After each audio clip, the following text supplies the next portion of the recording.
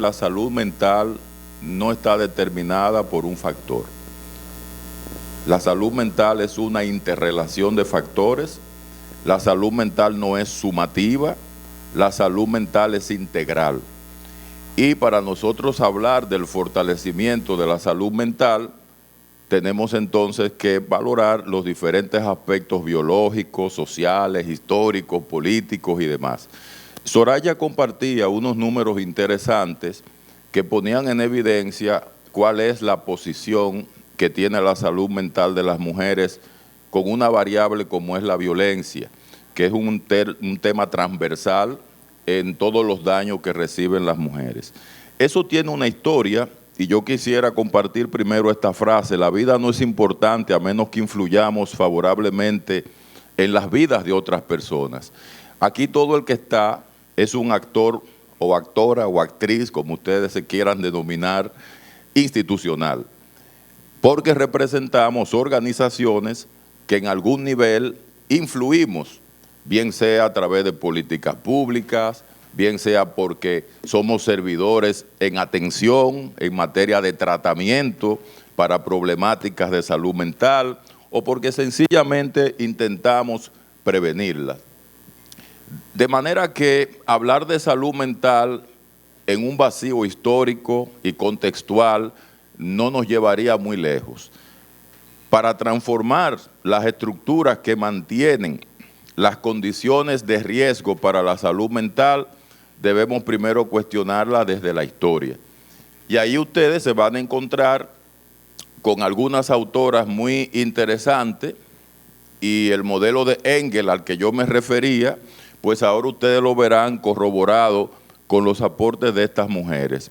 Primero hay una de ellas, Gerda Lerner, que planteó en un libro titulado Creación del Patriarcado una categoría que hoy está en disputa, porque ustedes saben que hay un resurgimiento de la ultraderecha que quiere negar todos los conceptos que definen las violencias que reciben las mujeres. Bueno, pues cuando alguien así se aparezca frente a ustedes tratando de negar, recomiéndenle que se lea a Gerda Lerner. Lerner fue una de las primeras mujeres que identificó el patriarcado con evidencias científicas, antropológicas y socioculturales. Y planteaba ella que ese concepto que se refiere a la presencia del hombre como el dominador y el centro de todo, y la mujer como un satélite o una ciudadana de segunda categoría, está evidenciado históricamente por ciertas circunstancias que se fueron conjugando y no de forma natural. Ella planteaba que no hay ninguna evidencia de que el hombre sea superior a una mujer por el hecho de ser hombre. Y sí hay muchas evidencias de que se fueron dando situaciones históricas, sociales y culturales que influyeron para que esta narrativa, este relato se fuera apoderando de las mentes y se creara un imaginario que luego entonces vulneró la condición de la mujer para que pasaran todas estas cosas que ocurrieron luego. Silvia Walby es otra autora interesantísima, imperdible, de esos libros que también hay que leerse. Ella publicó Teorizando sobre Patriarcado. ¿Y qué decía Silvia Walby en ese libro? Que el patriarcado es un sistema ideológico que ya tiene escenarios. Y los escenarios son los que ustedes menos van a imaginar. La familia, el trabajo, la cultura, oigan esto, la educación. Entonces, todos estos escenarios son los vasos comunicantes desde donde se filtran estas ideas y van creando ese nivel de vulnerabilidad. Y Beatriz Campbell, entonces, sobre ese tema le puso la tapa al pomo, como decimos en buen dominicano, cuando en el año 2014 publica El fin de la equidad. ¿Y qué planteaba Patrick Campbell en ese libro? Ella decía que el patriarcado no es local, sino es glocal. Y ustedes dirán, ¿y qué es eso de glocal? Con la palabra glocal, ella se refiere a que el patriarcado está en todas partes del mundo, pero que se expresa de manera muy especial en cada cultura, en cada lugar, en cada pueblo. Y ahora ella acuña un nuevo término para los que dicen que el patriarcado no existe, pero sí existe el neopatriarcado, que es la capacidad que tienen ciertas sociedades de ir filtrando las mismas ideas de dominación, las mismas ideas de opresión, pero de maneras sutiles. La vamos a encontrar en los poemas, la vamos a encontrar en los refranes, las mujeres de la casa, los hombres de la calle. La vamos a encontrar en las canciones, sin ti no puede vivir, eres mía, eres mía, eres mía, solo mía y siempre mía. ¿Quién no ha cantado eso? Ella dice que eso se llama el neopatriarcado. Y la frase típica que antecede a los feminicidios, mía o de nadie. Bien, María Schulman, Mary de Gournay ya tenía un cuestionamiento hacia lo que pasaba con la exclusión de las mujeres, sobre todo de los espacios educativos. Y Anne Marie Schulman fue la primera mujer en estudiar en una universidad europea, una holandesa. Y miren cómo. Primero el marido tuvo que firmar, el esposo, autorizando que ella fuera a la universidad. Y en segundo lugar, le pusieron como condición que tenía que sentarse en el último asiento y ponerle una cortina donde ella no podía ver al maestro. Ni el maestro ni los alumnos podían verla a ella. Imagínese usted que en ese tiempo se enseñaba con pizarra, aquella mujer acechando a ver qué podía copiar detrás de esa cortina. En esas condiciones se convirtió en la primera mujer. Olympia de Gouges tira el manifiesto sobre los derechos de las mujeres en el 1791. Ustedes saben por sus clases de historia que antes de la Revolución Francesa se dio la guerra entre Estados Unidos para liberarse de los ingleses, y ahí vino una parte seminal de aquellas primeras ideas sobre democracia, libertad, progresismo, que luego pasaron a Francia. Francia hace la Revolución Francesa y declaran los derechos universales del hombre, pero la mujer no aparece por ningún lado. Entonces esta mujer valiente redacta un manifiesto y ese manifiesto pues lo expone ante una conferencia de congresistas, pero le costó la vida. De ahí ella salió para el cadalso, murió guillotinada. Y es muy grande el valor que tuvo esta mujer, porque mientras subía para que la decapitaran, ella iba diciendo, hoy yo subo al cadalso para decapitarme, pero algún día subiré a la tribuna para que me escuchen hablar con libertad.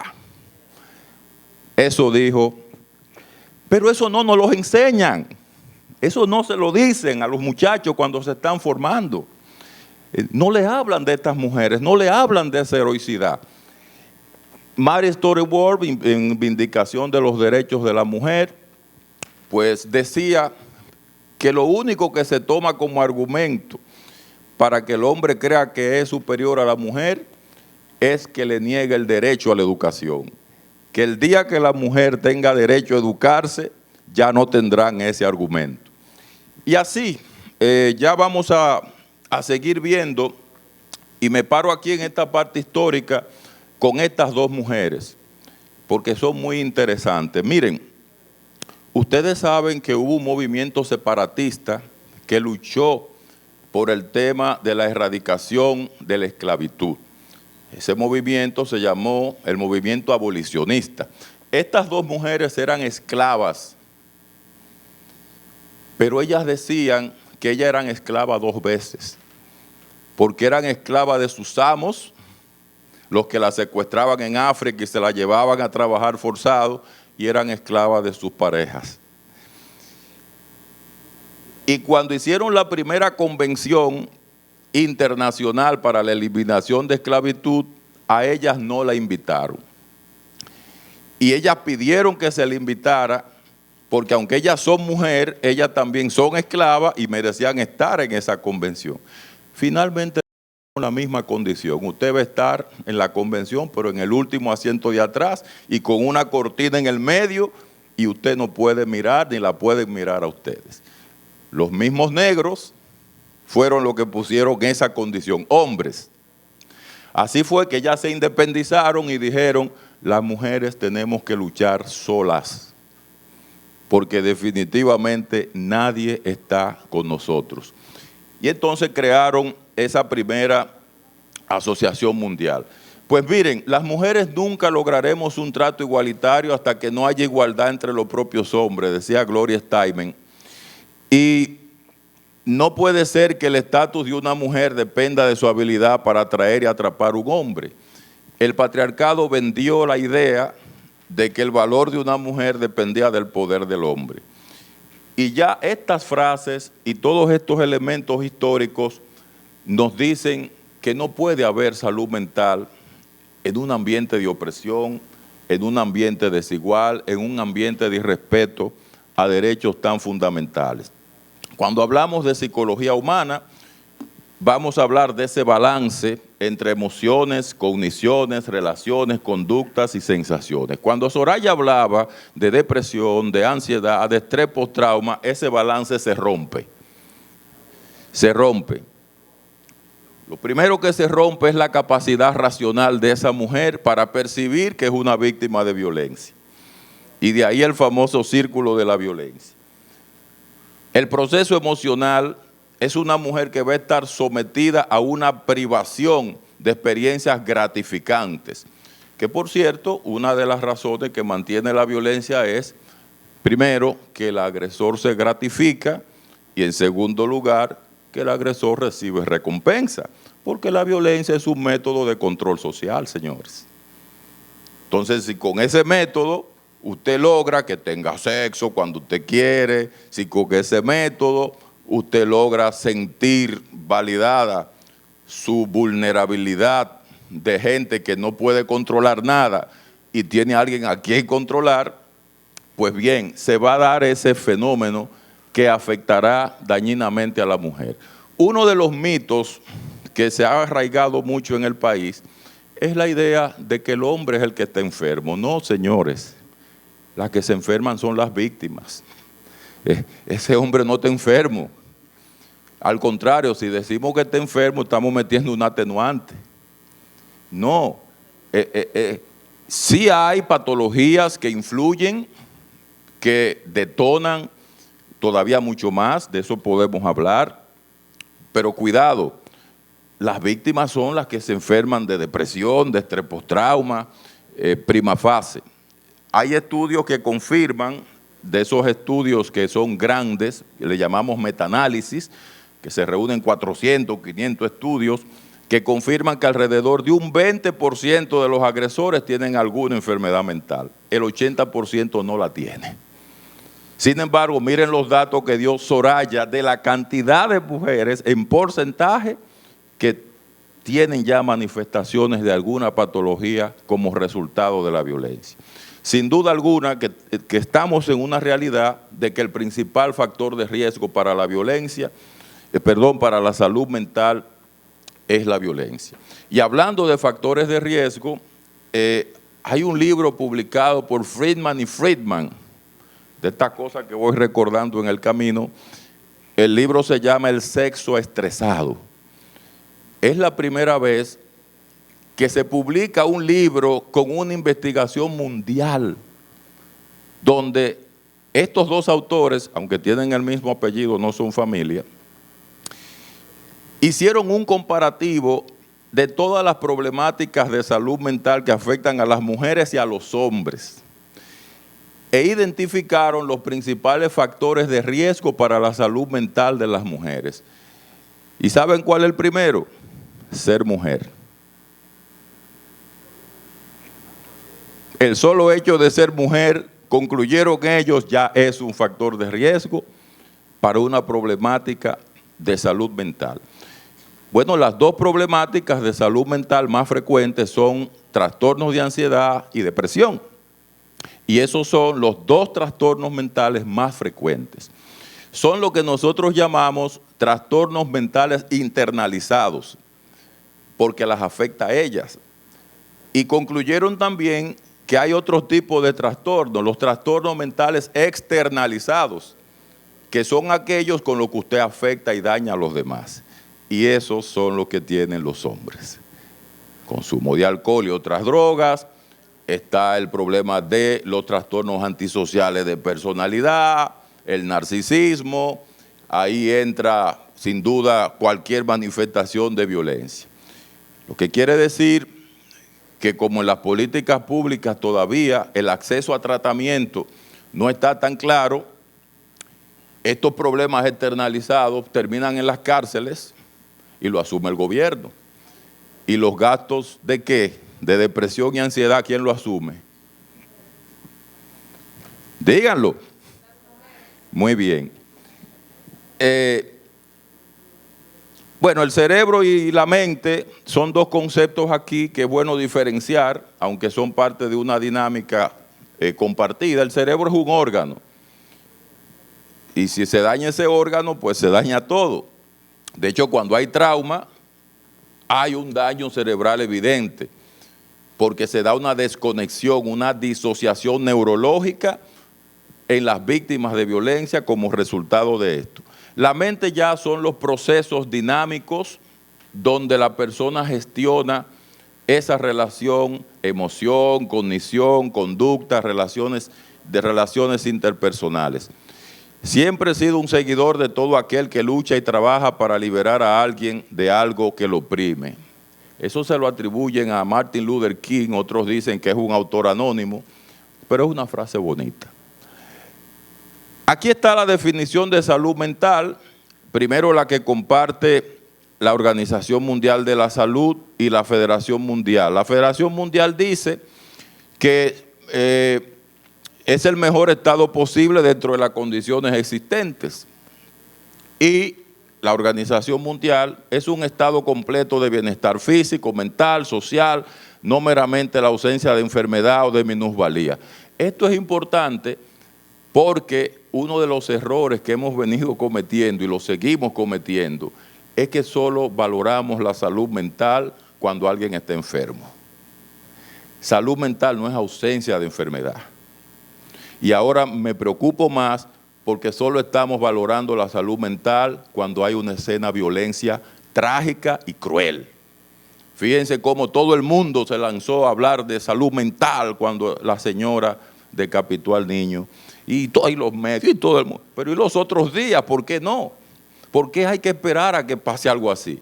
Entonces son de los detalles que es bueno entender porque hay una concepción biomédica de la salud mental, de que salud mental es ausencia de enfermedad y presencia de tratamiento psiquiátrico, sobre todo tratamiento médico con fármaco, que es necesario, pero no es suficiente. Tiene que entrar lo psicológico, tiene que entrar lo social. ¿Cómo saber si hay un problema de salud mental en las mujeres? Bueno, cuando hay una conducta destructiva, como la que ya vimos, sin motivación alguna, cuando la pierden autonomía debido a una discapacidad mental, cuando pierden la capacidad de pensar de forma lógica, que fue lo que ocurrió.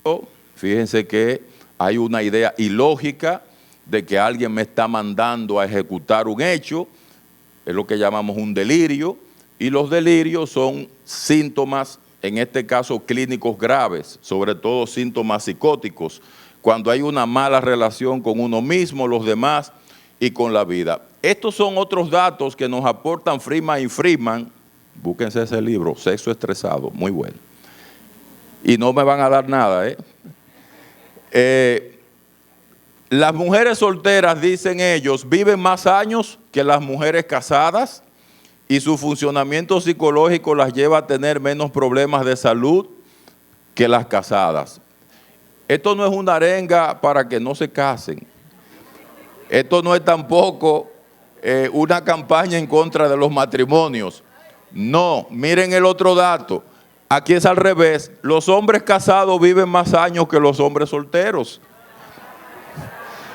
Y su funcionamiento psicológico los lleva a tener menos problemas de salud mental. Ah, pero así cualquiera. Así cualquiera.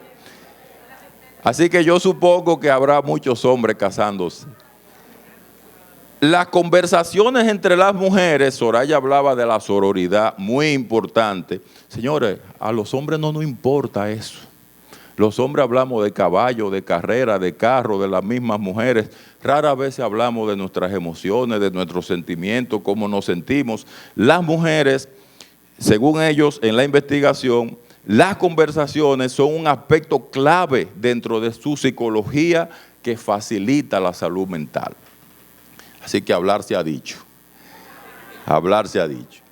Las conversaciones entre hombres resultan relevantes dentro de su psicología para favorecer la salud mental.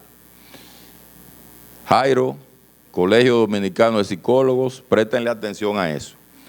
Los trastornos mentales más frecuentes en mujeres, trastorno límite, alimenticios, ahí está la anorexia nerviosa, la bulimia, la depresión, la ansiedad y el trastorno dismórfico corporal. Eso es por la presión social, con los estereotipos estéticos, de que quítate un chin de aquí, ponte un chin de allá, para que te vea maestro, para que mejore tu autoestima.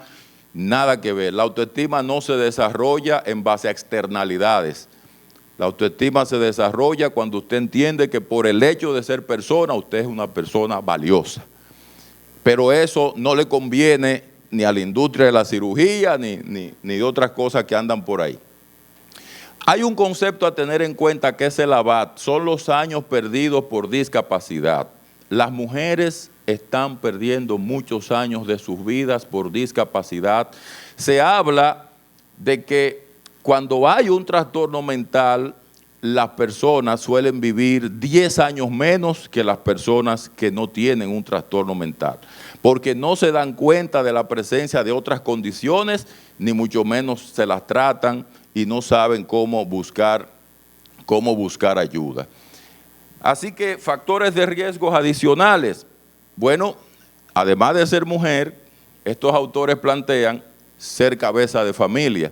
Señores, hay un concepto que le llama interseccionalidad, que es la medida en que se van juntando factores, discriminación, el ser de una raza determinada, el ser un inmigrante, y a medida que se van interseccionando todos esos elementos, en esa misma medida se van complicando las problemáticas de salud mental. Así que cabeza del hogar, cuando hay familias donde alguna persona tiene una enfermedad, fíjense que en nuestra tradición los hombres no tenemos claves culturales para cuidar.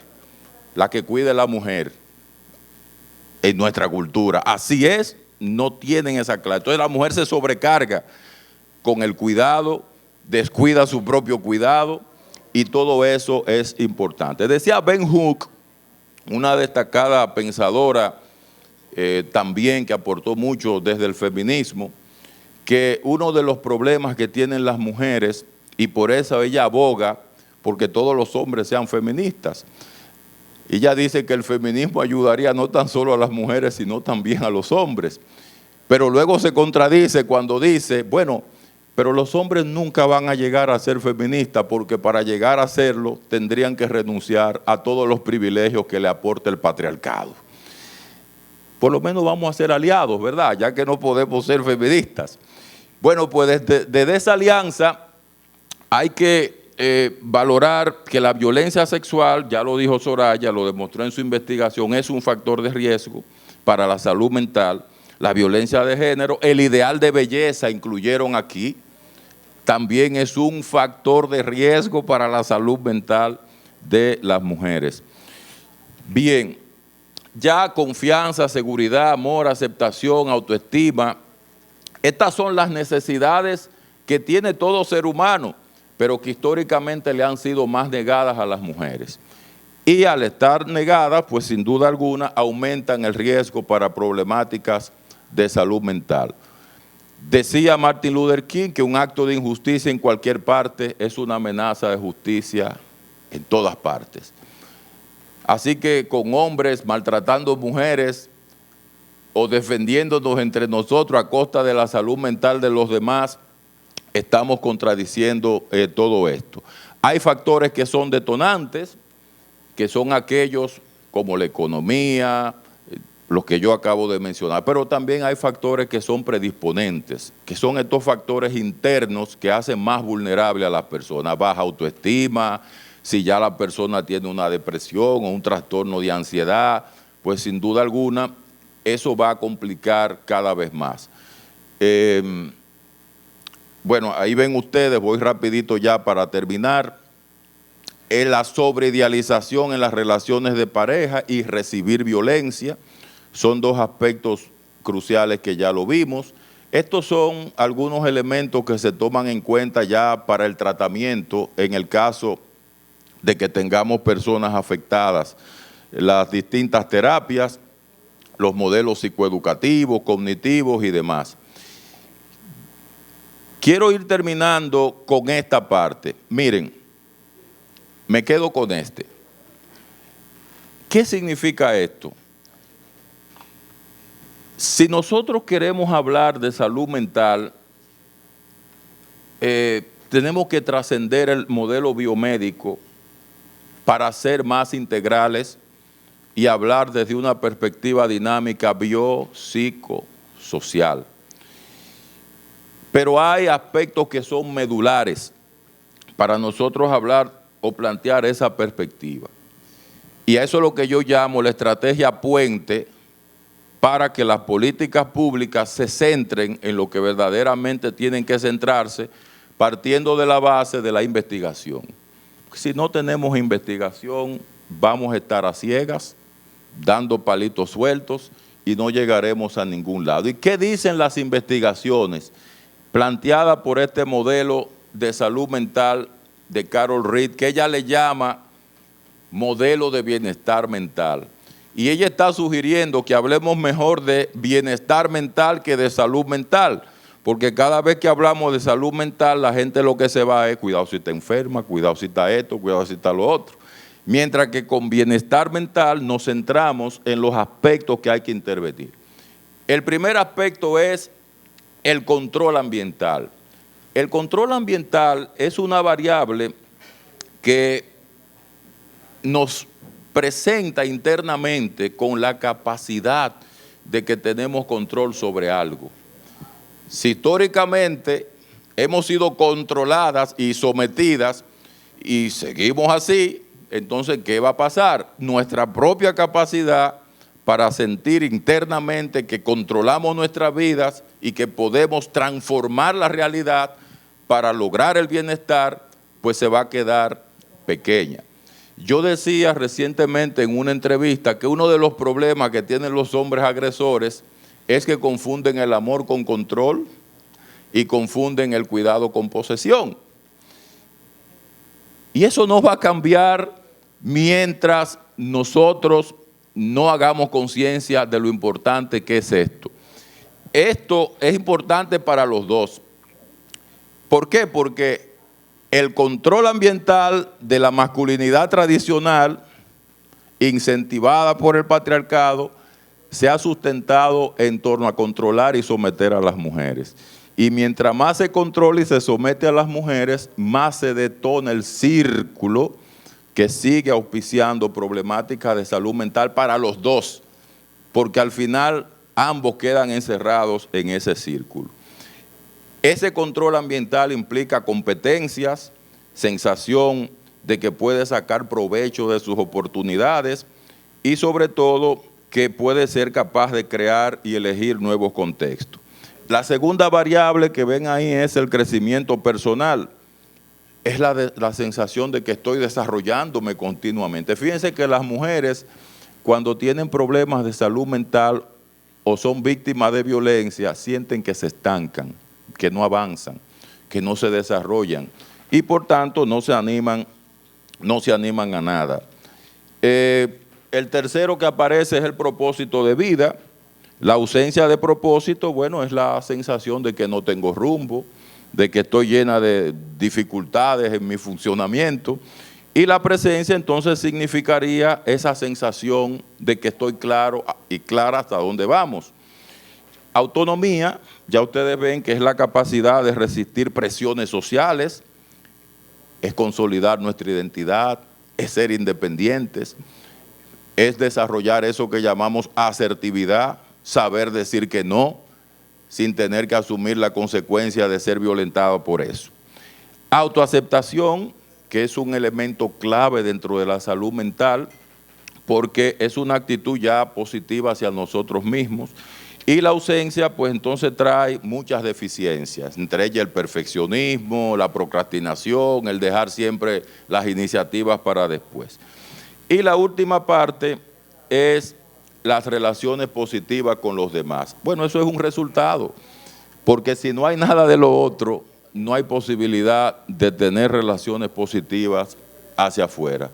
Termino ya con esta frase: los derechos humanos son derechos de las mujeres y los derechos de las mujeres son derechos humanos. Eso lo dijo Hillary Clinton. Martin Luther King decía que el final de nuestras vidas comienza el día en que nos volvemos silenciosos sobre las cosas que importan. Y este tema de la salud mental importa. Ha habido mucho secretismo a lo largo de la historia.